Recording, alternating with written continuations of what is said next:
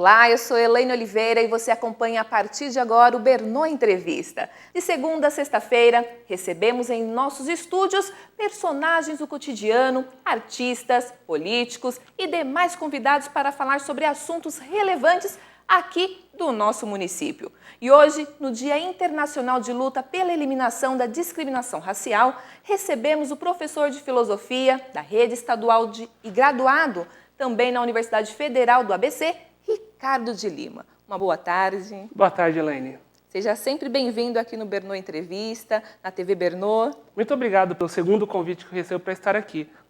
E para a gente já começar, Ricardo, eu gostaria que você falasse um pouquinho de como surgiu essa data e da importância.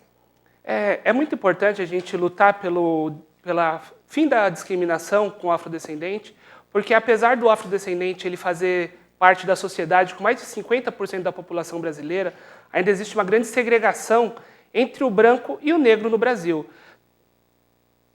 E eu queria que você fizesse uma relação, uma avaliação dessa desigualdade aqui no Brasil com o município de São Bernardo do Campo.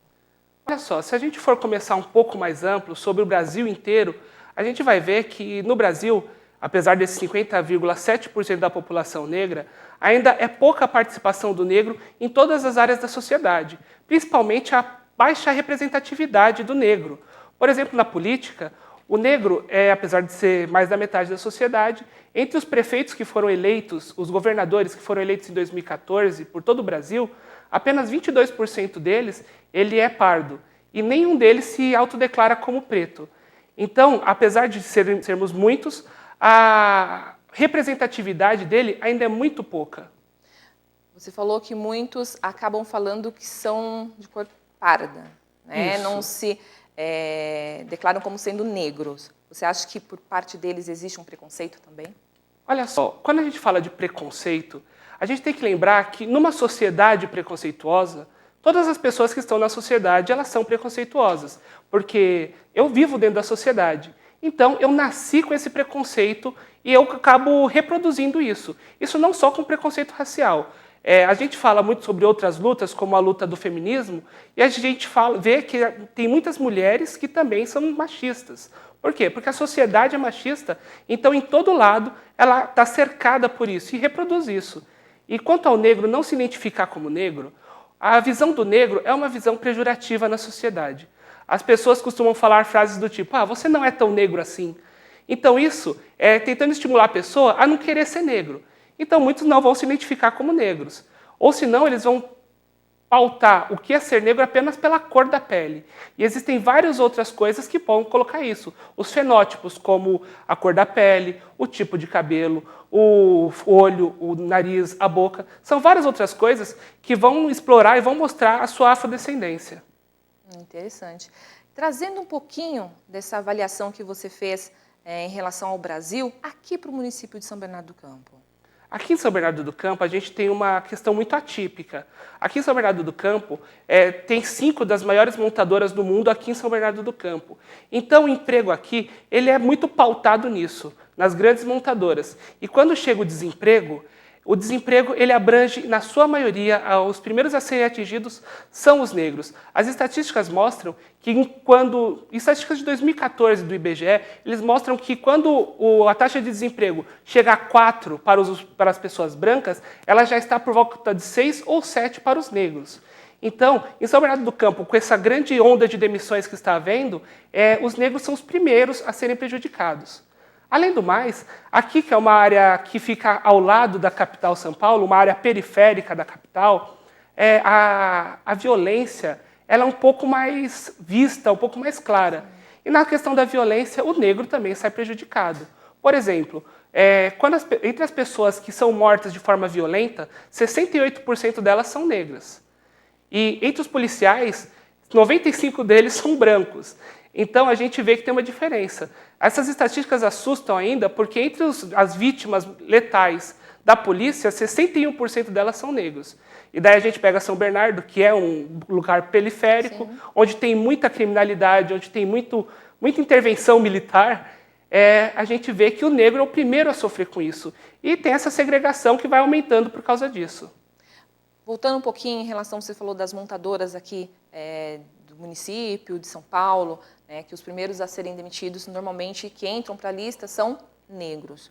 O que você acredita que se deve esse ocorrido, esse fato? Por que dos primeiros serem negros em relação ao pensamento desses empresários? É assim, normalmente as pessoas, elas pegam uma característica e elas expandem para tudo. Uma pessoa que tem uma boa aparência, ela já é tida como uma pessoa boa em tudo. Uma pessoa que não tem o que é dito como uma boa aparência, ela já é colocada de lado. E boa aparência hoje em dia é ser branco, é ter olho claro, é ter cabelo liso. Então, esse tipo de coisa acaba influenciando nessas decisões. E não só na demissão, mas também ao você conseguir um emprego. Porque quando você vê que uma empresa que pede boa aparência, você já pode colocar como eles estão pedindo uma pessoa branca. Ou senão, alguns currículos, tem uma aluna minha que até hoje, cada vez que ela vê isso, ela me manda o site onde está pedindo, onde currículos que pedem para saber sua etnia. E a gente sabe que a cor da pele, a etnia da pessoa, não tem nada a ver com o que ela corresponde no trabalho. Lógico. Mas mesmo assim eles pedem. Então, desde o começo já está essa questão racial colocada. E acaba complicando, fica difícil, né? E acaba ficando difícil para a gente também entender por que dessa forma, né? Tem vários motivos. É porque a beleza negra ela não é valorizada. A gente vê, por exemplo, a quantidade de cirurgias para afinar o nariz, ou senão a quantidade de produtos de beleza tem para o cabelo liso. E uma mulher que vai tentar deixar o cabelo dela natural, ela não consegue nem encontrar um produto de beleza específico para o tipo dela. Ou se não mesmo, uma coisa mais simples que tem, uma base para a pele. Uma base, as bases, todas as cores, elas são um prisma muito pequeno de cores. E as mulheres negras, que têm uma grande variação de cores, elas não são contempladas por isso. Você falou em relação ao nariz, que muitos negros querem afinar o nariz, né? Que é uma característica negra na realidade, né? Você acredita que as pessoas fazem isso porque elas não se aceitam ou porque, na realidade, elas querem ser aceitas pela sociedade? É um pouco dos dois. Como eu falei, como a gente está na sociedade, a gente reproduz o que a sociedade pede. E a sociedade falou para ela, e vive repetindo, que uma pessoa bela é uma pessoa de cabelo liso, é uma pessoa de nariz fino. Tanto que uma das frases mais racistas que eu escuto cotidianamente é: aquela negra é linda, ela tem traços finos. Traços finos é uma característica branca. Então, uma negra só é bonita quando ela reproduz a beleza branca. Então, ela tentando se aceitar e aceitar a sociedade, ela reproduz isso, porque ela aprendeu que bonito é isso. Agora, como que vai fazer? A gente pode voltar, eu tenho uma filha de 1 ano, e eu tenho um sério problema para achar um brinquedo para ela. Por quê? Porque eu vou procurar uma boneca, as bonecas, na sua maioria, são brancas de cabelo liso. É verdade. Ou se não, daí a gente pula um pouco para a questão do feminismo, a maioria dos brinquedos dela ou são bonecas brancas de cabelo liso, loiras, ou senão são utensílios domésticos, uma vassoura, uma pia, um jogo de jantar, que você já está estimulando a criança a ter uma coisa, a acreditar numa coisa. Então, falar, você é mulher machista, você é uma negra racista? Não, a sociedade impôs isso a ela. Enquanto ela não consegue abrir os olhos, se informar quanto a isso, ela não vai conseguir se livrar. Acaba ficando mais difícil, lógico. Muito mais difícil, porque você não dá meios mínimos dela conseguir se libertar disso. Com certeza. Quais os fatores que caberia na sociedade para tentar acabar definitivamente com a discriminação e o racismo? Essa é uma pergunta bem complicada. Se é que existe algum fator. Eu acho que essa é a pergunta de $1 milhão, né? Quem tiver essa resposta está premiado. Mas a gente tem visto muitas ações sendo feitas, as ações afirmativas, por exemplo. Porque as cotas, por exemplo, que é uma coisa meio controversa na nossa sociedade. Acho que gera muito debate em relação às cotas. Muito debate, porque as cotas elas foram colocadas na sociedade, ninguém explicou para ninguém como que elas funcionam ou por que elas foram feitas. Mas as cotas elas têm um objetivo de tentar acabar com isso. Por quê? Porque você vai no hospital público ou no hospital privado, você não vai encontrar um médico negro, você vai encontrar um médico branco. Apenas aproximadamente 17% dos médicos são negros. Ou senão você vai na escola pública que seu filho estuda e tenta ver quantos professores negros eles têm. Por exemplo, hoje eu estava em sala de aula antes de vir para cá, conversando com os meus alunos. Entre os 12 professores que eles tinham, apenas um era negro. Então, a partir do momento que você consegue dar acesso à educação para essas pessoas, fazer com que elas sejam inseridas no mercado de trabalho, e não apenas como os trabalhos marginalizados, a pessoa começa a ver o negro como alguém que pode realmente conseguir uma posição na sociedade. E o negro conseguindo a posição, a sociedade começa a aceitar um pouco mais ele. Porque eu lembro uma pessoa que falou que quando vê uma pessoa negra, ela nunca espera ver essa pessoa numa posição de destaque, que é o que acontece comigo. Eu, como professor do Estado, muitas vezes eu estou saindo da escola, sou parado pela polícia, e a polícia pergunta o que eu estou fazendo ali, porque na cabeça deles, eles não conseguem imaginar que posso ser um professor. Ou senão, quando você chega no hospital e vê um negro, você vai pedir informação para ele, onde está o médico? Você não vai perguntar para ele se ele é o médico. Verdade. A gente já tem esse estereótipo já montado. Em relação às cotas, né? Hoje tem cotas para negro. Você não acredita, não sei se você poderia explicar, esclarecer um pouco mais isso para a gente, que essas cotas, né, colocariam o negro já automaticamente como sendo inferior, por ele sempre estar disponível para ele algo para que ele possa estudar, as cotas para que ele possa estudar, para que ele possa ser alguém, já não coloca numa posição inferior, desigual? Pode ser que coloque, porém, a gente tem que lembrar que a nossa sociedade é desigual. O negro já está inferiorizado na sociedade. Então, você tratar ele com desigualdade é você tratar ele com justiça, porque ele já está um pouco abaixo das oportunidades que ele tem acesso. Ele não tem acesso igual às oportunidades como toda a sociedade.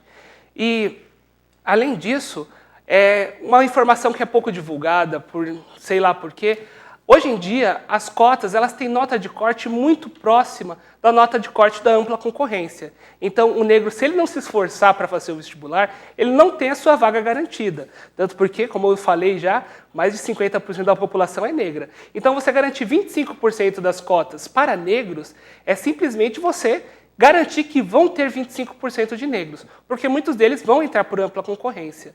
E tem que lembrar outra coisa. A grande maioria das pesquisas científicas inovadoras, elas são feitas dentro das universidades. Sim. Se eu não garantir que tenha negros dentro da universidade, eu não vou ter certeza, ou melhor, provavelmente não terá pesquisas feitas com os temas que realmente interessam o negro. Porque as pesquisas são feitas pelo que eu conheço. Se eu não conheço a realidade do negro, eu não tenho como pesquisar alguma coisa que seja realmente interesse do negro. Acaba ficando mais difícil. Exatamente. Se não estiver realmente ali dentro da universidade. Onde é feita a pesquisa e a inovação.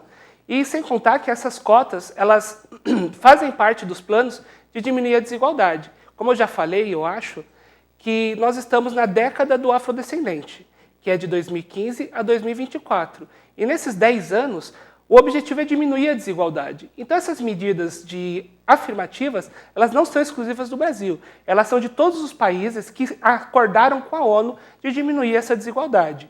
E essas cotas elas estão sendo ampliadas não só para a educação, mas também elas estão indo para o serviço público. Que no Serviço Público Federal, já 20% das vagas também são reservadas para os negros. Por quê? Para o negro conseguir tomar o seu lugar na sociedade. Você acredita que isso já está acontecendo? Você acredita que isso, em relação às cotas, isso já está colocando o negro fazendo com que as pessoas enxerguem o negro com uma outra visão, um outro olhar? Eu acredito que sim. Quando eu estava estudando, eu não tive nenhum professor negro. Hoje em dia, meus alunos já me têm como professor negro e já tem vários outros profissionais que estão se formando negros e se colocando na sociedade. E fazendo com que as pessoas, mesmo que forçadamente, se acostumem ao ver um negro numa posição de destaque. E qual é a mente do negro hoje, diante de tudo isso que está acontecendo? Isso é bem difícil, porque, como eu falei, a gente está imerso na sociedade, a gente vive numa sociedade que prega muito a meritocracia. Então, alguns negros, mesmo conseguindo acesso ao ensino a partir de algumas ações afirmativas, eles rapidamente esquecem disso e começam a defender novamente a meritocracia. Esquecem que a pessoa às vezes precisa de ajuda para conseguir mérito. E a partir de que eles conseguem o mérito que você vai colocar a meritocracia em questão. Mas então tem muito negro que nunca se informou sobre a luta negra ou a importância dela. E por isso que a gente vem fazendo essa conscientização, não só para o branco, mas para o negro, ele vir e lutar junto, ele entender as diferenças que acontecem. E eu tenho um amigo meu, o Lupe, que ele estava conversando sobre quando que ele se identificou negro.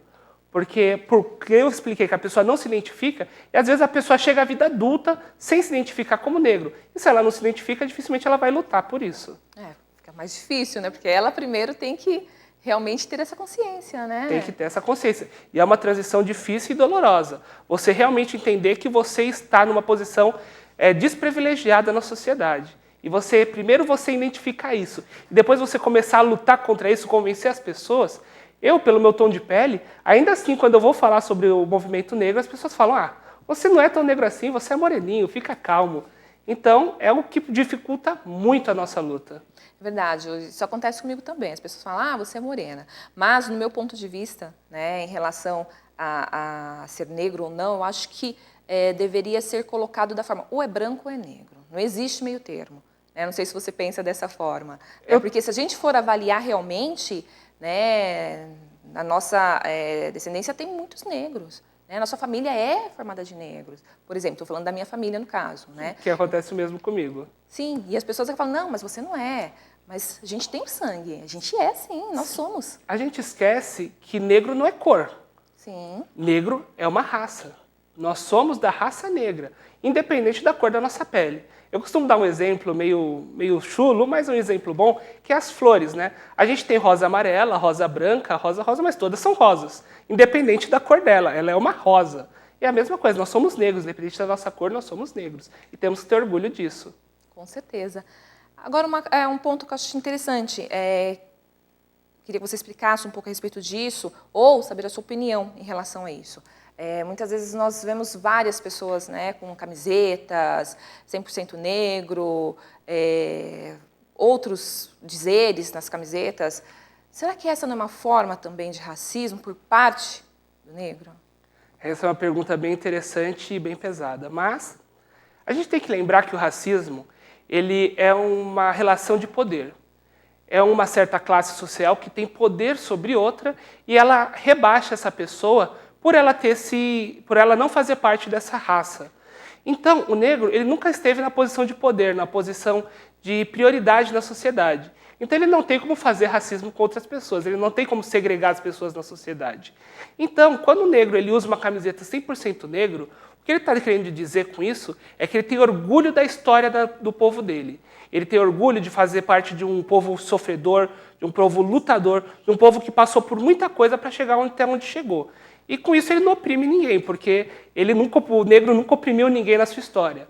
Agora, se fizesse o contrário, um branco vestir uma camiseta 100% branco, ele estaria querendo dizer a mesma coisa, que tem orgulho de tudo que aconteceu com a raça dele. E daí seria mais complicado, porque ele estaria reafirmando a escravidão, reafirmando a opressão. Então, por isso, é muito diferente isso. E tudo que ele está fazendo é tentando ele se reiterar como um negro e orgulhoso da sua história. Muito bom. Quando que começou a intensificar realmente no Brasil essa luta contra a discriminação racial? Quando que começou realmente a ter força aqui no Brasil?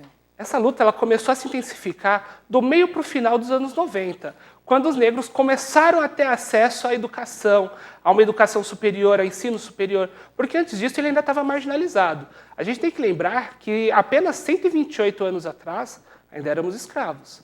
Então, com isso, quando o escravo ele saiu da senzala, ele ainda não tinha acesso nem ao ensino primário. E aos poucos ele foi conseguindo ensino primário, ensino secundário, até o ensino superior. Então, quando o negro ele começa a ter uma posição de destaque na sociedade, conseguiu o seu pequeno espaço, ele começou a lutar com isso. A gente tem o exemplo da nossa ministra, a ministra da Mulher, dos Direitos Humanos e da Desigualdade Racial, que é a Nilma, que ela foi uma das primeiras a estarem lutando pelo direito dos negros e vem fazendo isso até hoje, que hoje é uma das ministras federais. Sim. Então, foi intensificando cada vez mais essa luta, o posicionamento também do negro na sociedade. Sim, onde ele conseguiu começar a lutar pelo seu espaço e principalmente a ter orgulho de ser quem ele é, porque até então ele estava tão marginalizado que ele preferia se esconder.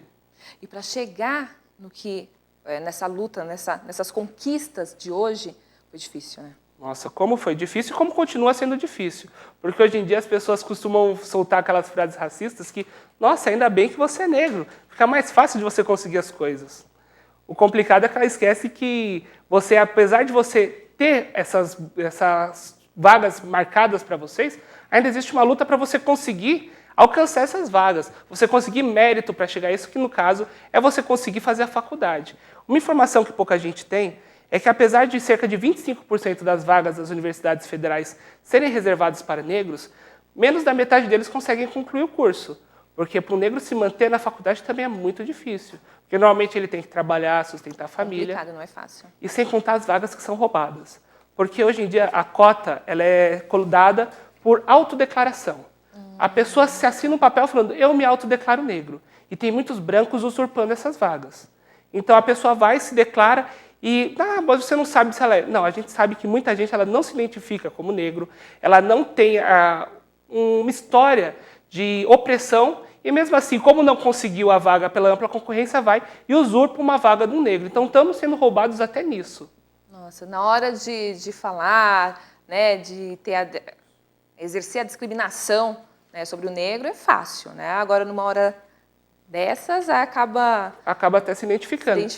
Isso é complicado, isso é... As pessoas, a grande maioria das pessoas que não gostam tanto assim das cotas ou dessas ações afirmativas, é um pouco de medo de perder a posição de privilegiada que tem.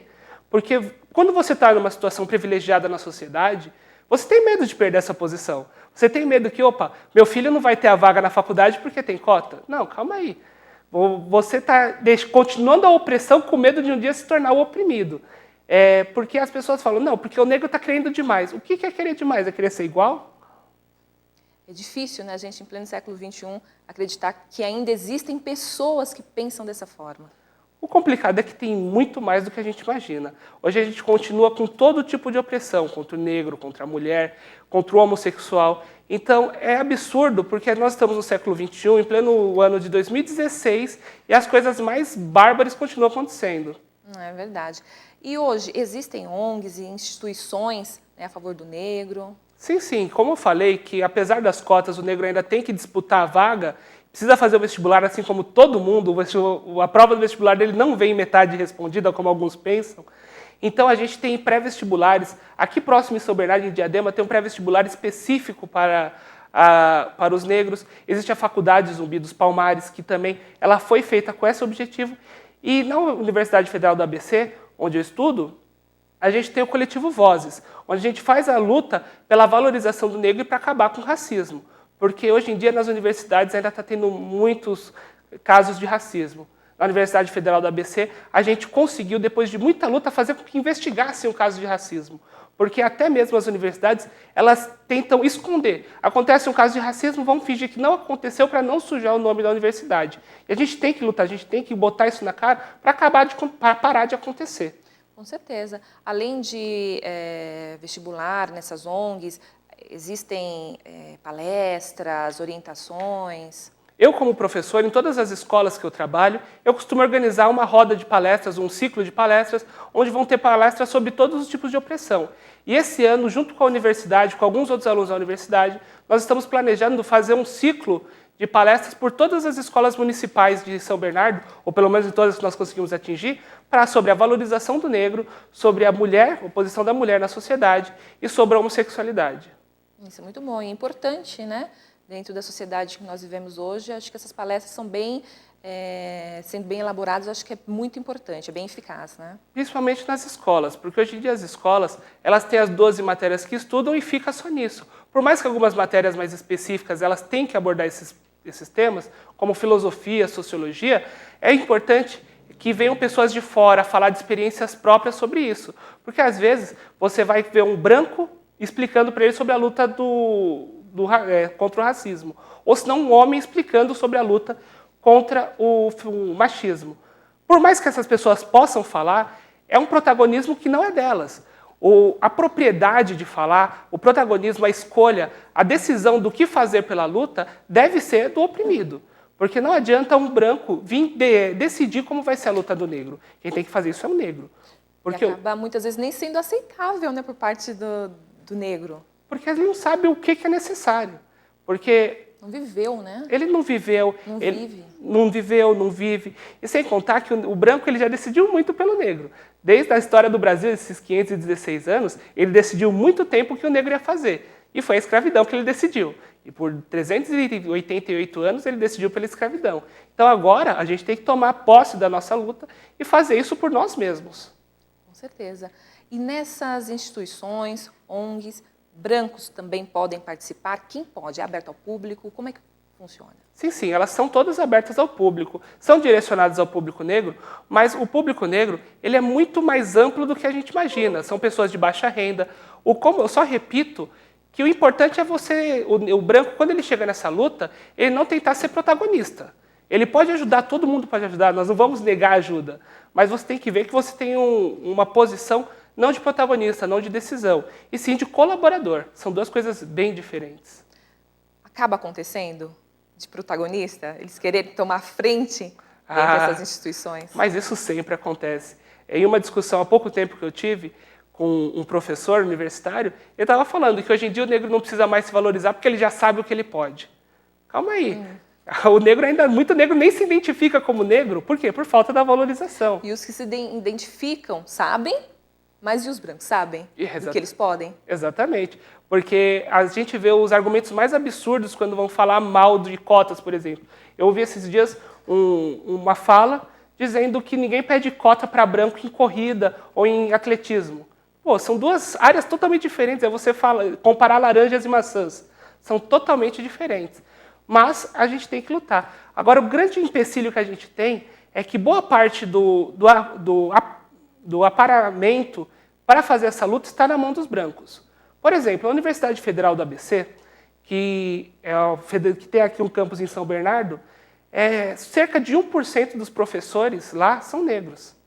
Isso é um absurdo numa sociedade como a nossa. E quando você vai falar sobre isso, você vai ter que explicar para brancos o porquê que a gente precisa de professores negros. E você vai estar podendo ouvir qualquer tipo de resposta absurda, desde que negros não estão preparados para dar aula em faculdade, não tem negros com currículo para dar aula em faculdade, ou até mesmo, no caso da filosofia, falarem que não tem bibliografia africana para você estudar filosofia africana, que é um absurdo. Existe. Só que as pessoas elas esquecem disso e como elas estão com a máquina legal na mão delas, elas fazem o que elas quiserem. Queria agradecer a sua participação hoje aqui no Bernoe Entrevista. Nossa, mas já foi. Esclarecer um pouco mais para a gente. Acho que tem mais perguntas, mais dúvidas a respeito desse assunto, mas nosso tempo realmente é curto, mas perguntas dos nossos internautas, depois a gente repassa para você que você esclareça um pouco mais, para que você converse um pouco mais com os nossos internautas. Queria que você falasse para a gente novamente da ONG, aqui no município de São Bernardo do Campo, né, quem quiser participar. A gente está no Grupo Vozes, que é da Universidade Federal, e a gente chama todo mundo que quiser participar para ajudar na colaboração de todos esses projetos que nós temos de valorização do negro, e principalmente hoje, daqui a uma meia hora mais ou menos, vai estar começando uma série de palestras na Universidade Federal do ABC, onde nós vamos estar falando um pouco mais sobre esse dia e durante toda a semana nós vamos ter atividades relacionadas a isso, ao Dia do Negro no Mundial contra o Preconceito. Desculpa. Isso é muito legal, isso é muito bacana. Quero agradecer mais uma vez a sua participação aqui hoje, muito obrigada. Também quero agradecer aos nossos internautas e nós vamos ficando por aqui e amanhã nós voltamos com mais um Bernoe Entrevista. Até lá.